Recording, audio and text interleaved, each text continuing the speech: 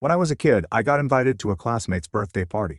The invitation was handwritten, clearly by him, and he gave it to me personally during lunch. I remember being excited, maybe this was finally my chance to feel included. But when I showed up at his house on the day of the party, everything went sideways. He opened the door, saw me, and looked genuinely confused. Then he said, in front of several of our classmates, "Wait, why are you here? I didn't invite you." I stood there frozen, stunned.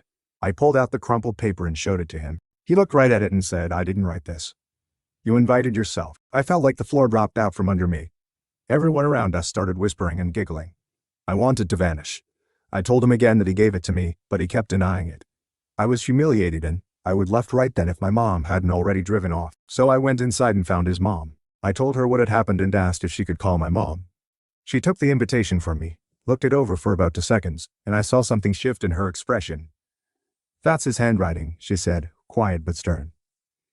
She didn't say much else, but she was clearly not happy with her son. She gave me a plate of Lamington and soda, and let me sit in a separate room to play video games while the others partied. I could still hear the laughter from the backyard, but I stayed on the couch with a controller in my hands, pretending not to care. That day didn't just sting, it stayed with me. That was the moment I realized none of those kids were really my friends. I wasn't one of them. I was just someone to laugh at. And even though it's been years, every time I think about it, I feel that same knot in my stomach. It messed with me in ways I didn't understand back then, but I do now.